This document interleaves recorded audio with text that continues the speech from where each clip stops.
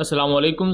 Welcome to एमराद। दोस्तों, दो अहम टॉपिक्स पर बात करने जा रहे हैं। पहला बात करेंगे उन ओसेंट रिपोर्ट्स के हवाले से जो ये क्लेम कर रही है कि PL-15 लॉन्ग रेंज मिसाइल की इंटीग्रेशन कंप्लीट हो चुकी है JF-17 ब्लॉक 3 के साथ। और इस पूरी खबर की हम क्रेडिबिलिटी पर भी बात करेंगे और इस खबर की इंपॉर्टेंस को लेकर भी बात करेंगे। दूसरा हम बात करेंगे कि रशियन Su-57 एयरक्राफ्ट जो स्टेल्थ एयरक्राफ्ट है रशिया का, वो पहली दफा डिस्ट्रॉय या एटलीस्ट डैमेज हुआ है यूक्रेन रशिया वॉर में। और ये बहुत ही ज्यादा बड़ी खबर है। इसे even pro Russia Telegram channels की तरफ से भी कंफर्म किया गया है।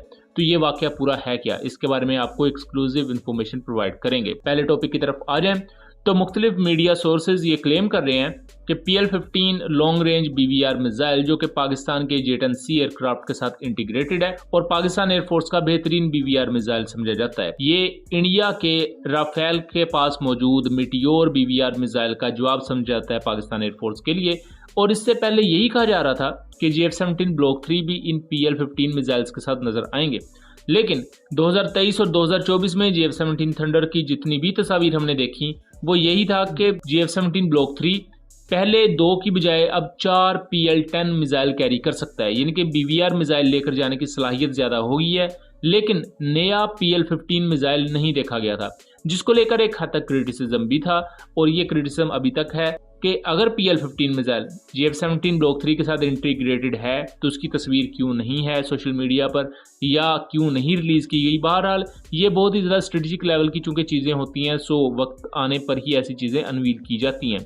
इसके बारे में अब नई मीडिया रिपोर्ट्स ये क्लेम कर रही हैं कि PL-15 मिसाइल की इंटीग्रेशन जो कि इससे पहले ऑनगोइंग थी अब वो कंप्लीट हो चुकी है, यानी कि PL-15 मिसाइल JF-17 थंडर अब फायर कर सकता है। और ये इसकी कैपेबिलिटी को बूस्ट करेगा क्योंकि JF-17 ब्लॉक 3 में एक्टिव इलेक्ट्रॉनिकली स्कैन्ड अरे रडार इस वजह से ही लगाया गया था ताकि ये लॉन्ग रेंज BVR मिसाइल्स को फायर करने के काबिल हो। और इसी वजह से इसे इस काबिल बनाया जा रहा था कि ये 4+ जनरेशन एयरक्राफ्ट को भी टक्कर दे सके, जैसा कि इंडिया के Su-30s हैं, राफेल है। अब ऑब्वियसली ये एयरक्राफ्ट ज्यादा पेलोड कैरी करते हैं, ज्यादा रेंज रखते हैं, लेकिन JF-17 के साथ एडवांटेज ये था कि चूंकि ये ज्यादा तादाद में पाकिस्तान एयरफोर्स के पास है और एक वर्क फोर्स है, तो इस वजह से ये भी ज्यादा तादाद में जाके सैंडविच कर सकते हैं अपने दुश्मन तैयारों को। और इन तमाम कैपेबिलिटीज के लिए JF-17 के पास PL-15 जैसा मिसाइल होना जरूरी है। इससे पहले एक स्कूल ऑफ थॉट ये भी क्लेम करता है कि PL-15 ऑलरेडी इंटीग्रेटेड है JF-17 के साथ। ये पाकिस्तान एयरफोर्स पर है कि वो कब इसकी तस्वीर को सोशल मीडिया या पब्लिक डोमेन में लेकर आते हैं या नहीं।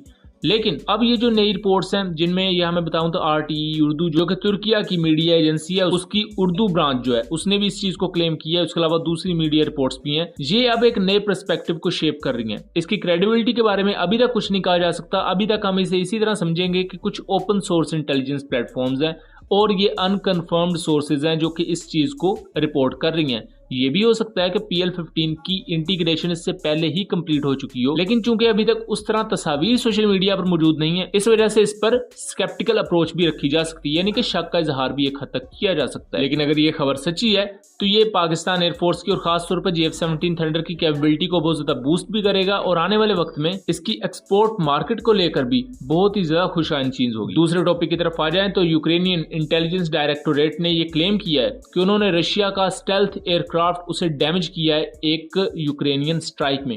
ये यूक्रेनियन स्ट्राइक उन्होंने फ्रंट लाइंस पर या किसी जंगी एरिया में नहीं की, बल्कि जो फ्रंट लाइन से 360 मील अंदर रशिया की एरियाज हैं, खासतौर पर अस्त्रखान रीजन में एक एयर बेस है रशिया की, वहां उन्होंने स्ट्राइक की है। यानी कि रूस के अंदर तकरीबन उन्होंने 450 किलोमीटर अंदर जाके स्ट्राइक की है यूक्रेन ने, जो कि अपने आप में रूस के एयर डिफेंस सिस्टम की नाकामी का एक हद तक सबूत है कि 450 किलोमीटर अंदर तक यूक्रेन ने मिसाइल्स मारे। रूस के S-400, S-300 या मुख्तलिफ जो उनके लेयर्ड एयर डिफेंस सिस्टम है वो इन रॉकेट्स को रोकने में नाकाम रहे। इसके साथ साथ यूक्रेन ने इसके बारे में सैटेलाइट इमेजरी भी दिखाई है। सैटेलाइट इमेजरी में आप यहाँ Su-30 एयरक्राफ्ट को देख सकते हैं जिसके करीब मिसाइल हिट हुआ है, मिसाइल का इम्पैक्ट देखा जा सकता है। और इसके साथ साथ कुछ शार्टनल्स हैं, यानी कि वो मिसाइल के कुछ टुकड़े हैं जो कि Su-57 एयरक्राफ्ट को जाके लगे हैं। दोस्तों, Su-57 की बहुत ही ज्यादा लिमिटेड रोल रहा है इस पूरे यूक्रेन कॉन्फ्लिक्ट में, क्योंकि रशिया ने खुद भी Su-57 को बहुत ज्यादा एक्टिव नहीं रखा यूक्रेन के खिलाफ, क्योंकि यूक्रेन के पास वेस्टर्न एयर डिफेंस सिस्टम था जो कि एक हद तक खतरा पैदा कर रहा है रशियन एयरक्राफ्ट के लिए। इस वजह से रशिया ने Su-57 से कुछ स्ट्राइक्स कंडक्ट की